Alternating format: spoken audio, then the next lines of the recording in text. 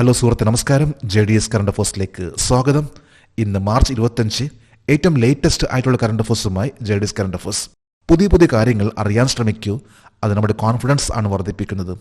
കോമ്പറ്റീഷനിലും അതുപോലെ ഇൻ്റർവ്യൂസിലും എവിടെയും നമുക്ക് പുതിയ ലേറ്റസ്റ്റ് ആയിട്ടുള്ള കാര്യങ്ങൾ ചോദിക്കാറുണ്ട്. അതുകൊണ്ട് നമ്മളെന്നും സമയം കണ്ടെത്തിക്കൊണ്ട് അപ്ഡേറ്റ് ചെയ്യാൻ ശ്രമിക്കൂ. Updations are very important. ഇന്ന് മാർച്ച് 25 നമുക്ക് ഇന്നത്തെ ലേറ്റസ്റ്റ് ആയിട്ടുള്ള കറണ്ട് അഫേഴ്സിലേക്ക് പോകാം. ഒരു ന്യൂസ് ഹെഡിംഗ് ആണ്, India clinches both men's and women's kabaddi world cup 2025. 2025 പുരുഷ വനിതാ കബഡി ലോകകപ്പിൽ ഇന്ത്യ കിരീടം നേടി. ഏറ്റവും ലേറ്റസ്റ്റ് ആയിട്ടുള്ള വാർത്തയാണ്, ഇന്ത്യക്ക് മെൻസ് ആൻഡ് വുമൻസ് കബഡി ടീമിൽ കബഡി മത്സരത്തിൽ വിജയം. ഈ കറണ്ട് അഫേഴ്സിൻ്റെ ഡീറ്റെയിൽസിലേക്ക് പോകാം. 2025 പുരുഷ കബഡി ലോകകപ്പിൽ ഏത് ടീമിനെതിരെയാണ് ഇന്ത്യ ഫൈനൽ മത്സരം ജയിച്ചത്? ഇംഗ്ലണ്ടിനെതിരെയാണ് പുരുഷ കബഡി ലോകകപ്പിൽ ഇന്ത്യ വിജയിച്ചിട്ടുള്ളത് 2025. അടുത്തൊരു ചോദ്യമാണ്, 2025 വനിതാ കബഡി ലോകകപ്പിൽ ഏത് ടീമിനെതിരെയാണ് ഇന്ത്യ ഫൈനൽ മത്സരം ജയിച്ചത്? ഇത് വനിതാ കബഡി ലോകകപ്പാണ്. അതായത് എന്ന് പറയുമ്പോൾ ഒരേ ഇത് തന്നെ പുരുഷന്മാരിലും അത് ഇംഗ്ലണ്ടിനെതിരെയായിരുന്നു, അതിൽ ഇന്ത്യ വിജയിച്ചു. വിമൻസിലാണെങ്കിൽ തന്നെ ആ ഫൈനൽ മത്സരത്തിൽ ഇംഗ്ലണ്ട് മത്സരത്തിൽ ഇന്ത്യ തന്നെയാണ് വിജയിച്ചിട്ടുള്ളത്. അതായത് രണ്ട് മത്സരങ്ങളിലും ഇന്ത്യ തന്നെയാണ് വിജയിച്ചിട്ടുള്ളത്. Men's and women's kabaddi world cup 2025. 2025 പുരുഷ വനിതാ കബഡി ലോകകപ്പിന് ആതിഥ്യം വഹിച്ച രാജ്യം ഏതാണ്? ഇംഗ്ലണ്ടിലെ വോൾവർഹാംപ്ടൺ എന്ന സ്ഥലത്താണ് നടന്നിട്ടുള്ളത് 2025 men's women's kabaddi world cup. ഇതിൽ ആണ് ഇന്ത്യ ഫൈനൽ മത്സരത്തിൽ മെൻസിൻ്റെ വിഭാഗത്തിലും വുമൻസിൻ്റെ വിഭാഗത്തിലും വിജയിച്ചിട്ടുള്ളത്. ഇംഗ്ലണ്ട് ആണ് രണ്ടും, അതായത് മെൻസ് ആൻഡ് വുമൻസിൽ റണ്ണേഴ്സപ്പ് ആയിട്ടുള്ളത്. ഒരു ന്യൂസ് ഹെഡിംഗ് ആണ്, RBI approves ATM interchange fee hike. ATM interchange fees വർധനവിന് RBI അംഗീകാരം നൽകി. റിസർവ് ബാങ്ക് ഓഫ് ഇന്ത്യയുടെ ഏറ്റവും ലേറ്റസ്റ്റ് ആയിട്ടുള്ള ഒരു മാറ്റമാണ്, അതായത് ATM ചാർജസ് വർദ്ധിപ്പിച്ചു. നമുക്ക് ഈ കറണ്ട് അഫേഴ്സിൻ്റെ ഡീറ്റെയിൽസിലേക്ക് പോകാം. 2025 മാർച്ച് 24 ATM ഇന്റർചേഞ്ച് ഫീസിൽ പരിഷ്കരണം റിസർവ് ബാങ്ക് ഓഫ് ഇന്ത്യ അംഗീകരിച്ച ഏത് തീയതി മുതൽ പ്രാബല്യത്തിൽ വരും? 2025 മെയ് 1. അതായത് റിസർവ് ബാങ്ക് ഓഫ് ഇന്ത്യ ഇന്നലെ പുതിയ പരിഷ്കരണം കൊണ്ടുവന്ന് ATMൽ പുതിയ ഫീസ് കൊണ്ടുവന്നു. ഇതനുസരിച്ച് വരാൻ പോകുന്ന മെയ് 1 മുതൽ ഇത് പ്രാബല്യത്തിൽ വരും, with effect from 1 May onwards. അതായത് മെയ് 1 മുതലാണ് പുതിയ ATM ചാർജിൻ്റെ വർധന വന്നിട്ടുള്ളത്. RBIയുടെ പുതിയ ATM ചാർജുകൾ അനുസരിച്ച് 2 രൂപ വർദ്ധിപ്പിച്ചതിന് ശേഷമുള്ള പുതിയ സാമ്പത്തിക ഇടപാട് ഫീസ് എത്രയായിരിക്കും? 19 രൂപ. അതായത് ഇപ്പോഴത്തെ ചേഞ്ച് എന്ന് പറയുമ്പോൾ വലിയൊരു മാറ്റം എന്ന് പറയാൻ പറ്റില്ല, കാരണം 17 രൂപയിൽ നിന്ന് 19 രൂപയിലേക്ക് മാറ്റിയിരിക്കുകയാണ്. ഫിനാൻഷ്യൽ ട്രാൻസാക്ഷൻ, അതായത് നമ്മൾ ATMൽ പൈസ എടുക്കുമ്പോൾ അതിനെ പറയുന്ന ഒന്നാണ് ഫിനാൻഷ്യൽ ട്രാൻസാക്ഷൻ. ആ ഒരു വർധനവാണ് ഇപ്പോൾ നിലവിലുള്ള 17 രൂപ, അതിൽ നിന്ന് ഇപ്പോൾ 19 രൂപ ആക്കി മാറ്റിയിരിക്കുകയാണ്. 2 രൂപയുടെ വർധനവാണ് വന്നിട്ടുള്ളത്. RBIയുടെ പുതിയ ATM ചാർജുകൾ അനുസരിച്ച് 1 രൂപ വർദ്ധിപ്പിച്ചതിന് ശേഷമുള്ള പുതിയ സാമ്പത്തികേതര ഇടപാട് ഫീസ് എത്രയാണ്? ₹7. അതായത് നേരത്തെ പറഞ്ഞത് ഫിനാൻഷ്യൽ ട്രാൻസാക്ഷൻ, ATM നിന്ന് പൈസ പിൻവലിക്കുമ്പോൾ ഉണ്ടാകുന്ന ആ ട്രാൻസാക്ഷൻ ചാർജ് അത് 19 rupees ആണിപ്പോൾ. എന്നാൽ നോൺ ട്രാൻസാക്ഷൻ, അതായത് ബാലൻസ് ചെക്ക് ചെയ്യുക എന്നിവയിലുമാണെങ്കിൽ അതിന് 7 rupees ആണ്. അതായത് ഒരു പ്രാവശ്യം ഉപയോഗിക്കുന്നതിന് വേണ്ടിയുള്ള ചാർജ് അല്ല ഇത്. ഏത് വർഷത്തിലാണ് റിസർവ് ബാങ്ക് അവസാന ATM ചാർജുകൾ പുതുക്കിയത്? 2021 ജൂൺ. 2021 ജൂണിലാണ് കഴിഞ്ഞൊരു മാറ്റം വരുത്തിയിട്ടുള്ളത്. ഇപ്പോൾ ലേറ്റസ്റ്റ് ആയിട്ട് പറയുമ്പോൾ 2025 മാർച്ച് 24 ഇത് അനൗൺസ് ചെയ്തു. പ്രാബല്യത്തിൽ വരാൻ പോകുന്നത് 2025 മെയ് 1 മുതലാണ് പുതിയ ATM ചാർജസ് വരാൻ പോകുന്നത്. ഒരു ന്യൂസ് ഹെഡിംഗ് ആണ്, ISTAF സെപ്പാക് ടാക്രോ വേൾഡ് കപ്പ് 2025. ISTAF സെപ്പാക് ടാക്രോ ലോകകപ്പ് 2025. സെപ്പാക് ടാക്രോ എന്നാൽ എന്താണ്? മിക്കവാറും പേർക്ക് അറിയാത്ത ഒന്നാണ് സെപ്പാക് ടാക്രോ. സെപ്പാക് ടാക്രോ എന്നാൽ ഇതൊരു ഗെയിം ആണത്. ഈ ഗെയിം എന്ന് പറയുമ്പോൾ ഇതിന് പറയുന്ന മറ്റൊരു പേര് ഫൂട്ട് വോളിബോൾ അല്ലെങ്കിൽ കിക്ക് വോളിബോൾ, ബുക്ക ബോൾ എന്നെല്ലാം പറയുന്ന, ഇത് കാലുകൊണ്ട് കളിക്കുന്ന ഒന്നാണ്. കാലുകൊണ്ട് വോളിബോൾ നമ്മളെല്ലാം സ്ഥിരം കാണാറുണ്ട്. വോളിബോൾ കൈകൊണ്ടാണെങ്കിൽ അതേ വോളിബോൾ തന്നെ കാലുകൊണ്ട് കളിക്കുന്ന ഒന്നിനെയാണ് സെപ്പാക് ടാക്രോ എന്ന് പറയുന്നത്. ഇതനുസരിച്ചുള്ള ഒരു വേൾഡ് കപ്പ് ആണ് നടന്നിട്ടുള്ളത്. നമുക്ക് ഈ കറണ്ട് അഫയേഴ്സിന്റെ ഡീറ്റെയിൽസിലേക്ക് പോകാം. 2025 ഇസ്റ്റാഫ് സെപ്പാക് ടാക്രോ വേൾഡ് കപ്പിൽ ഇന്ത്യൻ പുരുഷ ടീം മലേഷ്യയുമായി പങ്കിട്ട മെഡൽ ഏതാണ്? വെങ്കലം. അതായത് ഇന്ത്യൻ ടീം മലേഷ്യൻ ടീം ആണ് ബ്രോൺസ് മെഡൽ കൊണ്ട് തൃപ്തിപ്പെടേണ്ടി വന്നിട്ടുള്ളത്. മെൻസ് ടീമിൽ സെപ്പാക് ടാക്രോ എന്ന ഈ മത്സരത്തിൽ, അതായത് കാലുകൊണ്ട് കളിക്കുന്ന വോളിബോൾ, ഈ മത്സരത്തിലാണ് ഇന്ത്യക്ക് ബ്രോൺസ് ലഭിച്ചിട്ടുള്ളത്. 2025 ISTAF സെപ്പാക് ടാക്രോ വേൾഡ് കപ്പിൽ ഇന്ത്യൻ വനിതകൾക്കെതിരെ സ്വർണ്ണ മെഡൽ നേടിയ ടീം ഏതാണ്? മ്യാൻമാർ. അതായത് ഈ മത്സരത്തിൽ ഇന്ത്യൻ വുമൻസ് ടീമിനാണെങ്കിൽ സിൽവർ ആണ് ലഭിച്ചിട്ടുള്ളത്. ഫൈനൽ മത്സരത്തിൽ മ്യാൻമാർ വിജയിക്കും ഇന്ത്യൻ ടീം സിൽവർ കൊണ്ട് തൃപ്തിപ്പെടേണ്ടി വന്നു. എന്നാൽ മെൻസ് ടീമിനാണെങ്കിൽ ബ്രോൺസ് ആണ് ലഭിച്ചിട്ടുള്ളത്.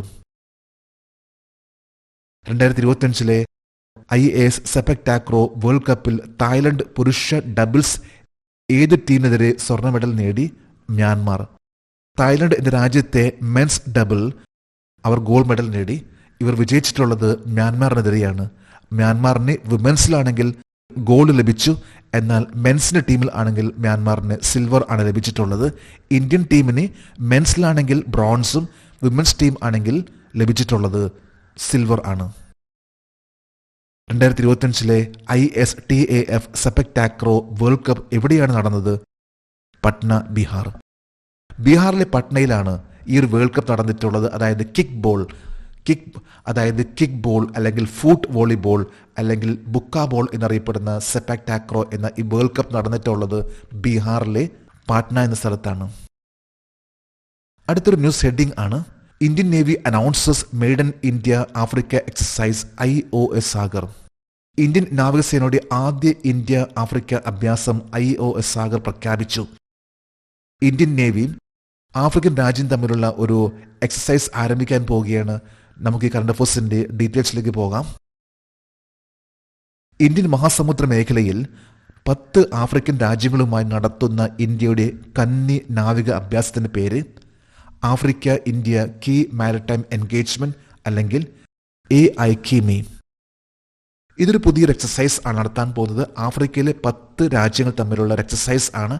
ഇന്ത്യൻ ഓഷ്യൻ റീജിയനിലെ ഇന്ത്യൻ മഹാസമുദ്ര മേഖലയും ആഫ്രിക്കയിലെ 10 രാജ്യങ്ങളുടെ 6 അതിർത്തിയിലുള്ള രാജ്യങ്ങളുമായിട്ടുള്ള ഇന്ത്യയുടെ ഒരു ആദ്യത്തെ ഒരു എക്സസൈസ് ആണ് Africa India key maritime engagement അല്ലെങ്കിൽ AIKME എന്ന് പറയുന്ന ഈ എക്സസൈസ്. 9 ആഫ്രിക്കൻ രാജ്യങ്ങളുമായി ഇന്ത്യൻ നാവികസേനയുടെ ഏത് അഭ്യാസമാണ് 2025 ഏപ്രിൽ 5 മുതൽ മെയ് 8 വരെ നടക്കുക? Indian ocean ship Sagar IOS. Indian ocean ship Sagar എന്ന് പറയുന്ന ഒരു എക്സസൈസ് ഏപ്രിൽ 5 മുതൽ മെയ് 8 വരെ, അതായത് ഒരു മാസം കൂടുതൽ നടക്കാൻ പോകുന്ന ഒരു എക്സസൈസ് ആണ്. 9 ആഫ്രിക്കൻ രാജ്യങ്ങളുമായി നടത്താൻ പോകുന്ന ഇന്ത്യൻ നേവിയുടെ ഒരു എക്സസൈസ് ആണ് IOS സാഗർ എന്ന എക്സസൈസ്. 2025 ഏപ്രിൽ 5 മുതൽ മെയ് 8 വരെ നടക്കുന്ന ഇന്ത്യൻ ഓഷ്യൻ ഷിപ്പ് സാഗർ എന്ന നാവിക അഭ്യാസത്തിനായി ഇന്ത്യൻ നാവികസേനയുടെ ഏത് കപ്പലാണ് വിന്യസിച്ചിരിക്കുന്നത്? INS സുനൈന. INS സുനൈന എന്ന് പറയുന്ന ഒരു ഇന്ത്യൻ നേവിയുടെ വാർഷിപ്പ് ഒരു യുദ്ധക്കപ്പൽ. ഈ ഒരു കപ്പലാണ് IOS, അതായത് ഇന്ത്യൻ ഓഷ്യൻ ഷിപ്പ് സാഗർ എന്ന് പറയുന്ന ഏതാണ്ട് ഒരു മാസത്തിൽ കൂടെ നിൽക്കുന്ന ഒരു എക്സസൈസിൽ പങ്കെടുക്കാൻ പോകുന്നത്. 9 രാജ്യങ്ങളും ഇന്ത്യൻ തമ്മിലുള്ള ഒരു ആഫ്രിക്കൻ രാജ്യങ്ങളും തമ്മിലുള്ള ഒരു എക്സസൈസ് ആണ് IOS സാഗർ. അതുപോലെ തന്നെ 10 രാജ്യങ്ങൾ തമ്മിലുള്ള ഒരു എക്സസൈസ് ആണ് Africa India key maritime engagement. ഒരു ന്യൂസ് ഹെഡിംഗ് ആണ്: India imposes anti dumping duty on 5 Chinese products. 5 Chinese ഉൽപ്പന്നങ്ങൾക്ക് ഇന്ത്യ ആന്റി ഡംപിംഗ് ഡ്യൂട്ടി ചുമത്തുന്നു. ആന്റി ഡംപിംഗ് ഡ്യൂട്ടി എന്ന ഡ്യൂട്ടിയാണ് 5 പ്രൊഡക്ട്സിനെതിരെ ഇന്ത്യ ചുമത്താൻ പോകുന്നത്. നമുക്ക് ഈ കറണ്ട് അഫയേഴ്സിന്റെ ഡീറ്റെയിൽസിലേക്ക് പോകാം. ചൈനയ്ക്കെതിരെ ഇന്ത്യ അടുത്തിടെ എത്ര ഉൽപ്പന്നങ്ങൾക്ക് ആന്റി ഡംപിംഗ് തീരുവ ചുമത്തി? 5 ഇനങ്ങൾ. 5 ഇനങ്ങൾക്കാണ് ചൈനയ്ക്കെതിരെ ഇന്ത്യ ഒരു ആന്റി ഡംപിംഗ് ഡ്യൂട്ടി അല്ലെങ്കിൽ ആന്റി ഡംപിംഗ് തീരുവ ഏർപ്പെടുത്തിയിട്ടുള്ളത്. ഈ 5 പ്രൊഡക്റ്റ് ആണ് സോഫ്റ്റ് ഫെറൈറ്റ് കോസ്, ടെലികോമുമായി ബന്ധപ്പെട്ട ഒരു പ്രൊഡക്റ്റ് ആണ്. കൂടാതെ vacuum insulated flask, aluminium foil, water treatment chemical product ആയിട്ടുള്ള ട്രിക്ലോറോ ഐസോസിനോറിക് ആസിഡ് എന്ന് പറയുന്നത് ആസിഡ്, ഇത് വാട്ടർ ട്രീറ്റ്മെന്റ് കെമിക്കൽ ആയിട്ട് ബന്ധപ്പെട്ട ഒന്നാണ്. മറ്റൊന്ന് പേസ്റ്റ് ആണ്, ഒരു പ്രത്യേകതരം PVC പേസ്റ്റ് ആണ്. ഇത്തരത്തിലുള്ള 5 പ്രൊഡക്ട്സിനാണ് ഇപ്പോൾ ഇന്ത്യ ആന്റി ഡംപിംഗ് ഡ്യൂട്ടി ചുമത്തിയിട്ടുള്ളത്. 5 ഉൽപ്പന്നങ്ങൾ ചൈനയ്ക്കെതിരെ ഇന്ത്യയുടെ ഏത് അതോറിറ്റിയാണ് ആന്റി ഡംപിംഗ് തീരുവ ചുമത്തിയത്? Directorate general of trade remedies, DGTR. Ministry of കോമേഴ്സിന്റെ അണ്ടറിൽ വരുന്ന ഒരു ഡയറക്ടറേറ്റ് ആണ് directorate general of trade remedies. ഈ ഒരു അതോറിറ്റിയാണ് ഇന്ത്യ ചൈനയ്ക്കെതിരെ 5 പ്രൊഡക്ട്സിന് എതിരെ ചുമത്തിയിട്ടുള്ള ആന്റി ഡംപിംഗ് ഡ്യൂട്ടി.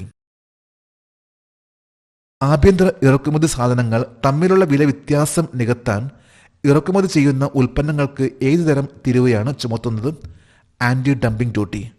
അതായത് ഒരു പ്രൊഡക്റ്റ് ഇന്ത്യയിൽ അത് ഉണ്ടാക്കിയതിന് ശേഷം വരുന്ന ചെലവ്, അതിനേക്കാൾ വളരെ ചെലവ് കുറഞ്ഞ പ്രൊഡക്റ്റ് ആണ് ചൈന ഇറക്കുമതി ചെയ്യുന്നുണ്ടെങ്കിൽ, അപ്പോൾ ഇന്ത്യയിലെ മാർക്കറ്റിൽ അത് ഇന്ത്യൻ പ്രൊഡക്റ്റ് ഡൗൺ ആകാൻ സാധ്യതയുണ്ട്. അതുകൊണ്ട് തന്നെയാണ് ഇത്തരത്തിലുള്ള ഒരു ടാക്സ്, ഇത്തരത്തിലുള്ള ഒരു ഡ്യൂട്ടി അവർക്ക് എതിരെ, ആ പ്രൊഡക്റ്റിന് എതിരെ ചുമത്തുന്നത്. ഇതനുസരിച്ചാണ് ഇപ്പോൾ 5 പ്രൊഡക്റ്റിന് ആ പ്രൊഡക്റ്റ് ഇന്ത്യയിലെ ഉൽപ്പന്നങ്ങളെക്കാളും വളരെ വിലക്കുറവാണ്. അതുകൊണ്ട് തന്നെയാണ് ഇത്തരത്തിലുള്ള ഒരു തീരുവ, അതായത് ആന്റി ഡംപിംഗ് ഡ്യൂട്ടി ചുമത്തിയിട്ടുള്ളത്. ഇന്നത്തെ കറണ്ട് അഫയേഴ്സിലെ last heading: first railway zone in India to load 250 megaton financial year 2024-25. 2024-25 സാമ്പത്തിക വർഷത്തിൽ 250 മെട്രിക് ടൺ ചരക്ക് ലോഡ് ചെയ്യുന്ന ഇന്ത്യയിലെ ആദ്യത്തെ റെയിൽവേ സോൺ. ഇന്ത്യയിൽ ആദ്യമായിട്ട് ഒരു railway zone 250 million tons freight ചരക്കുകൾ ലോഡ് ചെയ്യുന്ന ആദ്യത്തെ ഒരു സോൺ ആയിട്ട് മാറി. നമുക്ക് നോക്കാം ഏത് സോൺ ആണ് ഈ ഒരു നേട്ടം കൈവരിച്ചിട്ടുള്ളത്. 2024-25 250 മെട്രിക് ടൺ ചരക്ക് ലോഡിംഗ് നേടിയ ആദ്യത്തെ റെയിൽവേ സോൺ ആയി ചരിത്രം സൃഷ്ടിച്ച റെയിൽവേ സോൺ ഏതാണ്? East coast railway. East coast railway ആണ്. അതായത് ഒരു വർഷം അവസാനിക്കുന്നതിന് മുമ്പ്, അതായത് മാർച്ച് 21 തന്നെ ഈ നേട്ടം കൈവരിച്ചു. ഫിനാൻഷ്യൽ ഇയർ അവസാനിക്കുന്നത് മാർച്ച് 31.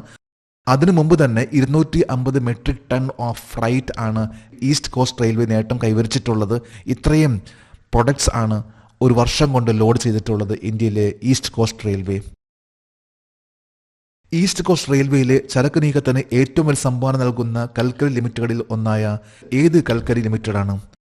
തൽച്ചാറിലെ Mahanadi coalfield limited. തൽച്ചാറിലുള്ള മഹാനദി കോൾഫീൽഡ് ലിമിറ്റഡ് എന്നാണ് ഏറ്റവും കൂടുതൽ ചരക്ക് നീക്കം നടന്നിട്ടുള്ളത് ഈസ്റ്റ് കോസ്റ്റ് റെയിൽവേയിൽ. ഇത് തന്നെയാണ് ഈസ്റ്റ് കോസ്റ്റ് റെയിൽവേക്ക് ഏറ്റവും കൂടുതലായിട്ടുള്ള ഈ ഒരു നേട്ടം കൈവരിക്കാൻ സാധിച്ചിട്ടുള്ളത്. അതായത് 250 മെട്രിക് ടൺ ഫ്രൈറ്റ് ആണ്, ചരക്കാണ് ഈ കഴിഞ്ഞ ഒരു ഫിനാൻഷ്യൽ ഇയർ കൊണ്ട് ലോഡ് ചെയ്തിട്ടുള്ളത്. ഈസ്റ്റ് കോസ്റ്റ് റെയിൽവേയിലെ ചരക്ക് നീക്കത്തിന് ഏറ്റവും വലിയ സംഭാവന നൽകുന്ന പ്രധാന തുറമുഖങ്ങൾ ഏതാണ്? പാരദീപ്, ദമാര, വിശാഖപട്ടണം, ഗംഗാവരം, ഗോപാൽപൂർ. ഇന്ത്യയിലെ കിഴക്കൻ ഭാഗത്തുള്ള 5 വളരെ പ്രധാനപ്പെട്ട തുറമുഖങ്ങൾ ആണ് പാരദീപ്, ദമാര, വിശാഖപട്ടണം, ഗംഗാവരം ആൻഡ് ഗോപാൽപൂർ. ഈ ഒരു 5 മേജർ പോർട്ട്സ് ആണ്, അതായത് ഈസ്റ്റ് കോസ്റ്റ് റെയിൽവേയിൽ ഇത്തരത്തിലുള്ള ഏറ്റവും കൂടുതൽ ചരക്ക് നീക്കത്തിനുള്ള സഹായിച്ചിട്ടുള്ള പോർട്ടുകൾ. അതുപോലെ തന്നെ ഏറ്റവും കൂടുതൽ കോൾഫീൽഡ്, അതായത് മഹാനദി കോൾഫീൽഡ് ലിമിറ്റഡ് ആണ് ലോഡ് ചെയ്തിട്ടുള്ള ഒരു കോൾഫീൽഡ് ലിമിറ്റഡ്. നമ്മളിന്ന് ഏറ്റവും ലേറ്റസ്റ്റ് ആയിട്ടുള്ള 20ഓളം കറണ്ട് അഫയേഴ്സ് അതുമായി ബന്ധപ്പെട്ട GK ആണ് ഇന്നിവിടെ ഡിസ്കസ് ചെയ്തിട്ടുള്ളത്. ജെഡിസ് കറണ്ട് അഫയേഴ്സിന്റെ ഇന്നത്തെ ഈ വീഡിയോ കണ്ടിട്ട് ഇഷ്ടപ്പെട്ടെങ്കിൽ ഈ ചാനൽ സബ്സ്ക്രൈബ് ചെയ്യാനും ഷെയർ ചെയ്യാനും മറക്കരുത്. നമുക്ക് നാളെ വീണ്ടും പുതിയ കറണ്ട് അഫയേഴ്സുമായിട്ട് കാണാം. Thank you very much.